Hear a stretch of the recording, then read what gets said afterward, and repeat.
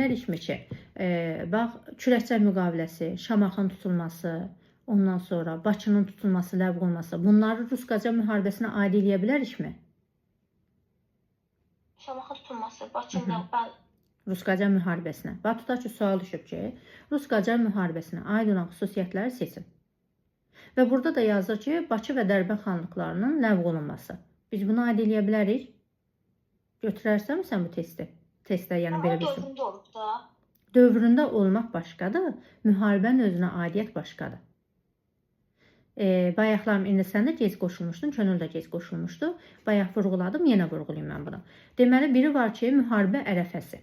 Ərəfə o deməkdir ki, müharibədən qabaq baş vermiş proseslər və müharibə ilə heç bir aidiyyəti yoxdur. Və elə misal üçün, 1-ci Rus-Qacar müharibəsi ərəfəsi Gəncənin işğal olması, ləğv olunması, Carbalaçayın işğal olması, bunlar ərəfədə baş verən proseslərdir. Düzdürmü? Ərəfə. Biri var müharibə dövrü, müharibə gedişatı. Bu müharibə, həmin o müharibə gedişatına ümumi 1804-13-cü illər aralığında nələr baş veribsə, bax o hadisələrdir. Biri də var ki, müharibəyə aid olan xüsusiyyətlər. Bunlar da ki, sırf müharibənin özünlə bağlıdır.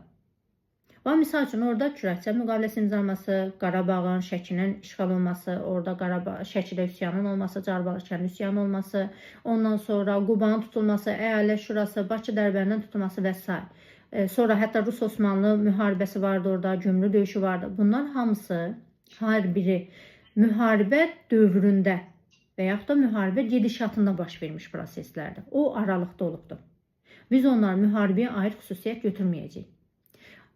Bu mövzu içərisində, sırf birinci Rus-Qacar müharibəsi içərisində müharibənin özünə aid bəzi amillər var. Misal üçün, İrəvan xanlığının mühasirəsini görsək, orada Naxçıvanın işğal olması və qısa müddətli, bir ilə yaxın bir müddətdə mühasirə olunmasını görsək, 1808-9-cu illərdə. Və bir də Lənkəran uğrunda mübarizə və Lənkəran döyüşü. Bunlar, bu 3 dənə xanlıq uğrunda mübarizə sırf Rus-Qacar müharibəsinin özünə aiddir. Çünki iki tərəf arasında gedir bu müharibə. Bildikmi?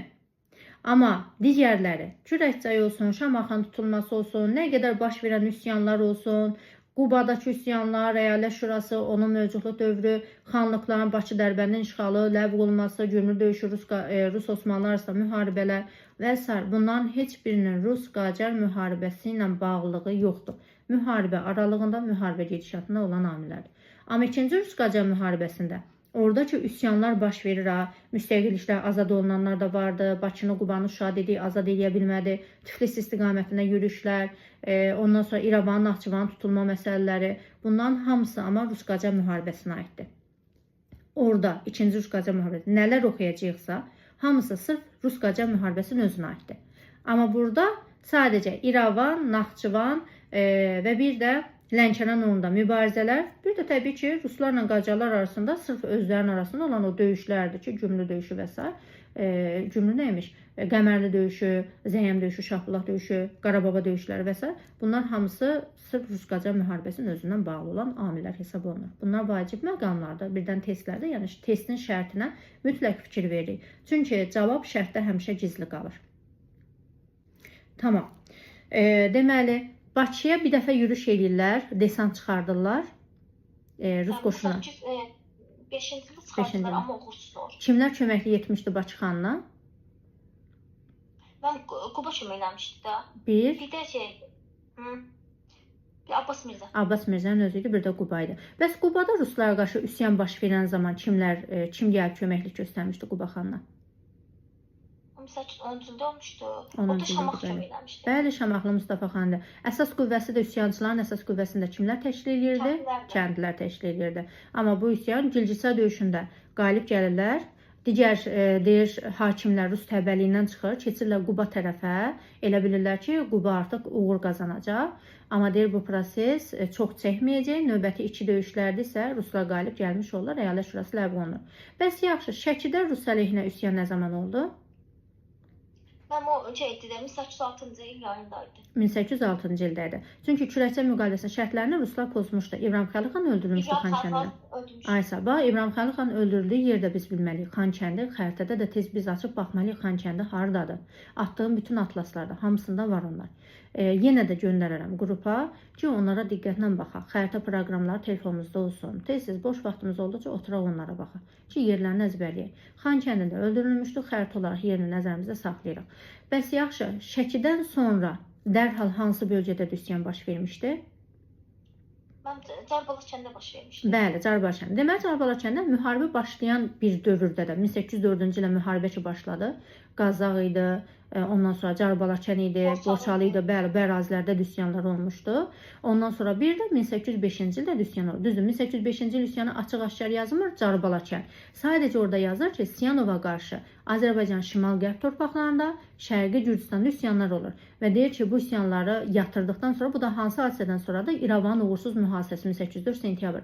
Deyir, bu üsyanları yatırdıqdan sonra hansı istiqamətə yönəlir? Qarabağ, Şəki, Şamaxı istiqamətinə yönəlmiş olur. Azərbaycanın açarı hansı idi? Azərbaycan qapısı. Qarabağ. Qarabağ idi. Bəs Əmir Teymurun yürüşü zamanı Azərbaycanın açarı haraydı? Əlincə qalasıydı. Yox. Orada da Təbriz. Təbriz. Bəli, orada da Təbriz idi, Azərbaycanın açarı hesab olunan şəhər idi. Misal üçün, belə bir şey də deyim, nəzərimizdə qalsın. Sultan Süleyman da Avropaya yürüşündə Avropanın əsas açarı Belqrad idi. Belqrad tutduqdan sonra Avropaya giriş etmişdi. Bəli, çünki əsas ərazilər var da. Və məsələn, 2-ci Qarabağ müharibəsi zamanı Şuşaya gediş Hardurutdan keçirdi. Şuşanın açarı hesab olunurdu Hardurut. Onu da yazmışam, açarzad məsələləri, onları da yazmışam o ipuçlarını, göndərərəm qrupa. O birisi qrupdan tapıb ataram qrupa. Bəs yaxşı, Gülüstan müqaviləsinə görə deyirik ki, Naxçıvan İrəvan xanlıqlar hissəsində olmaqla, bütün o işğal olunan xanlıqlar və hətta başqa bir sıra bölgələr vardı ki, o bölgələr belə Rusiya nəzarəti altına qalıb təsdiqlənir. Dağıstandan titiz. Şərqi Gürcüstan və Dağıstan idi, bəli. Dağıstanın özü 1813-cü il işğal olunur və bununla da artıq işğal prosesi tanınır ruslar tərəfindən. Bunlar deməli həmin dövrlərdə ruslar Şimali Qafqazda da işğal prosesi aparırdılar ki, və bu işğal prosesi davam edirdi. Ruslar zaten çoxdandan başlanmışdılar və həmin ərazilər Rusiya nəzarəti altına qalması təsdiqlənmiş oldu. Tamam, bunda nəzərdə saxlayırıq. Gürcüstanda bir dənə ayrıca bir sənəd vardı ki, sərhədlərlə bağlı. Necə adlanırdı? Separat aktı idi, bəli, sərhədlərlə bağlı ümumi bir sənəd idi. Bu separat aktda kim söz vermişdi? Bu aktın imzalamasına kim şərəf etmişdi? İngiltərə idi, bəli. Aha, İngiltərə ilə Qacarlar arasında Tehran müqaviləsi imzalandı. Nə zaman? 1814-cü ildə. Həmin ildə ingilislərlə Amerika Birləşmiş Ştatları arasında da Kent müqaviləsi imzalanacaq Belçikada. 1813-14-cü ildə. Bəli, 13-14-cü illər müharibəsinin nəticəsi idi. İkinci İstiqlaliyyət müharibəsi idi, onun nəticəsində idi. Bəs yaxşı, Dərbəndin işğalı və ləğvi neçənci ildədir? 1806-cı ildə payızının oktyabrındadır, həm də ləğvidir, həm işğal, həm ləğvi. Bəs yaxşı, deməli Türkmənçay müqaviləsində təzminat məsələsi vardı, düzdürmü? Bəs bu təzminatı ödəyənə qədər hansı şərt qoyulmuşdu? Cənub ərazilərdə ruslar çıxmayacaqdı. Aha, həmin o torpaqlarda, Qacar torpaqlarında ruslar qalacaq. Təzminatın ən azı deyir yarıdan çoxu ödənilənə qədər Rus qoşunları orada qalmalı idi.